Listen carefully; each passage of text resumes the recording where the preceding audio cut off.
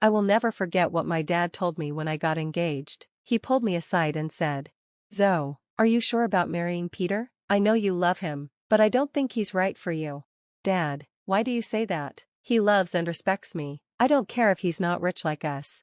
"It's not about money, Zoe. I built my wealth from nothing, so I don't look down on people, but Peter seems dishonest, and his mother is the same."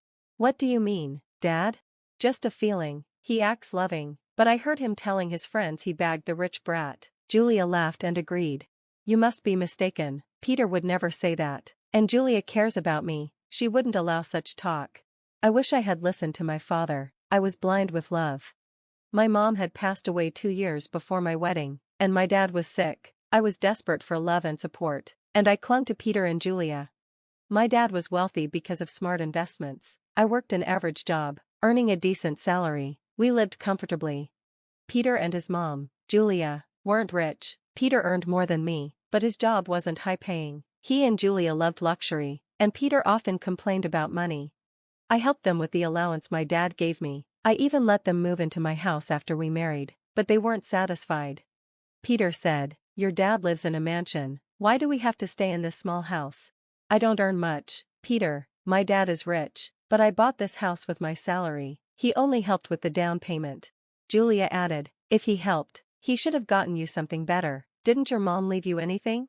"I'm not entitled to anything. She died suddenly, so there was no will. My dad owns everything now." Peter frowned. "Your dad should trade houses with us. He doesn't need all that space." "Absolutely not," I said. "That's his home. He deserves to live comfortably." Julia shrugged. "Well, he won't be around for long since he's sick. Once he's gone, you'll get everything." Their attitude disturbed me. They constantly pressured me to ask my dad for money. They wanted a rich lifestyle without earning it. I started to grow tired of them, but the real problems began after my father passed away. His cancer took him too soon. I was heartbroken, but Peter and Julia didn't care. They didn't even come to the funeral, saying my dad meant nothing to them. Instead, they only wanted to know when the will would be read. I wasn't surprised anymore. My dad had warned me. They weren't allowed at the reading. Peter yelled, "Why can't we be there? He was my father-in-law." Julia added, "We're family. We deserve to know what he left behind." I snapped, "You didn't even come to the funeral. Now you care about my dad?" After the will was read, they wouldn't stop asking me about my inheritance.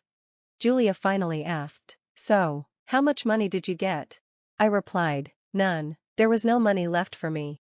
"What? That's impossible. Your parents were rich. It was their money. They decided who to give it to." Peter shook his head. "That's ridiculous. You need to fight for it." Their true colors were clear. They never really cared about me, just my dad's money. "It should be yours, but there is no money, Peter," I said. "What do you mean?" "My parents didn't have much money left. Whatever they had was donated to charity. They had planned this for a long time." Peter and Julia looked furious. I didn't understand why they were so upset about my inheritance. I almost told them everything, but something inside me hesitated. I started to feel uneasy, wondering if they had other plans. I waited for them to process the news, but when they kept pressuring me for more details, I firmly told them I didn't get any money. I even offered to show them my bank account. A month passed, and nothing changed. Peter became distant, stopped being affectionate, and constantly checked my account. He kept asking about my inheritance. I was beginning to see the truth.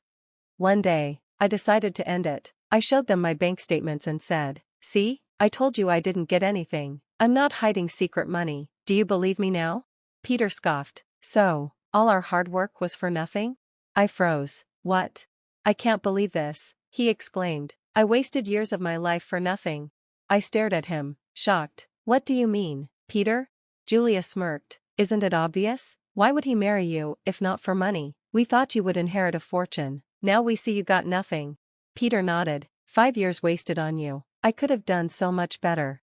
I felt my heart sink. My father had been right. They never loved me, they only wanted money. Then Julia said something that shattered me completely. "Peter, you need to divorce Zoe. There's no reason to stay with her. You can find someone else, someone rich." I turned to Peter. "Are you serious? You're going to leave me over money?" Peter shrugged. "Of course. I married you so my mom and I could have a better life. We were poor. I didn't go to college. This was my only way to make real money." I felt sick. "So you lied to me? Tricked me into marrying you because you thought my parents would leave me money? Peter sighed. Yes, I thought it was the only way to give my mom a good life. But now, it was all for nothing. Mom's right. I need to move on. I was numb. Peter spoke so casually, as if I was nothing to him. They kept complaining about wasting time on me. I was too shocked to respond. But then, I made a decision. I looked at them calmly and said, "Fine, if you want a divorce, you'll get it." Julia smirked. "Good. Let's make it mutual so we don't waste money, and don't even think about alimony. We'll fight you in court before giving you a dime." I took a deep breath. "You're right. I don't have much money, so I have one condition. I want a clause stating that neither of us will take anything from the other." Peter laughed. "That's fine with me. You have nothing, and I don't either. If you don't want alimony, I'll sign the papers right away."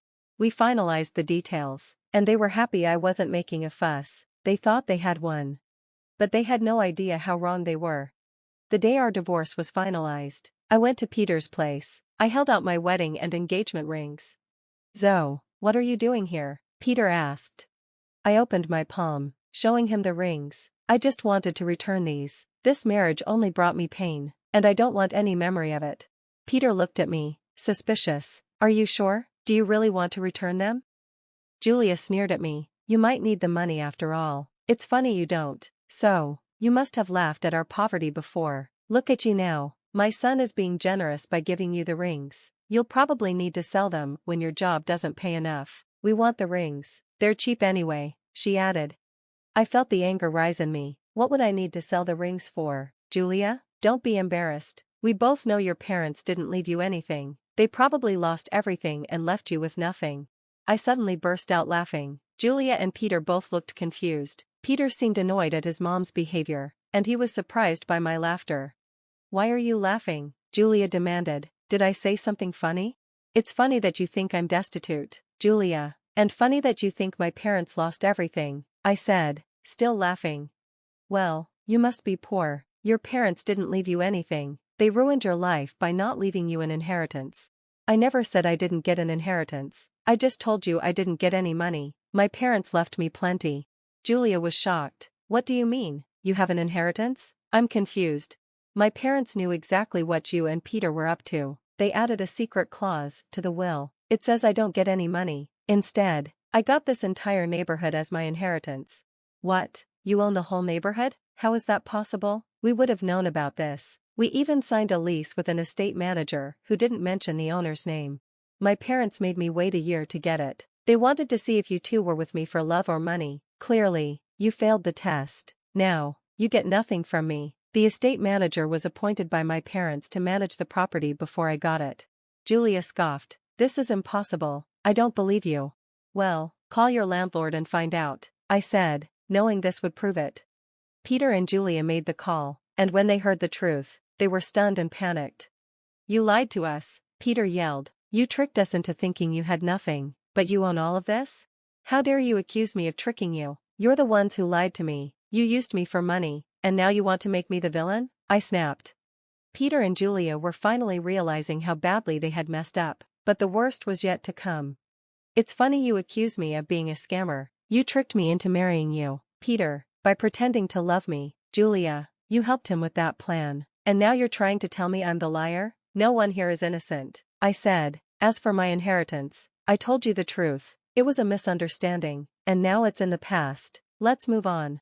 Peter looked furious. "You want me back in your life? You were so eager to leave me for someone new with money." I shrugged. "Well, go ahead and tell her about your plans. I'm sure she'll be thrilled to hear what kind of man you are." Peter and Julia started begging me not to ruin his new relationship. "Don't mess up his future," they begged. I told him to freak off and made it clear that I would kick them out once the property was transferred to my name. They panicked and begged even more. In the following weeks, they showed up at my house, begging for forgiveness. They were getting rejected everywhere because of their eviction record, and they were staying on my property only because I allowed it through the estate manager. I also called Peter's new girlfriend and told her everything. She was horrified and broke up with him right away. She even showed me the texts. After everything, Peter and Julia turned on my daughter and insulted me. I called the police, and they were removed from my property. Once the inheritance was transferred to my name, I made sure they were kicked out. They didn't expect me to follow through with my threat. They came back again, but the police were called, and they received a warning. I filed for a restraining order against them. The whole town found out about what happened. Peter and Julia were disowned by their friends and had to leave the city to start over. As for me, I'm finally enjoying my new wealth and living free from their gold-digging ways.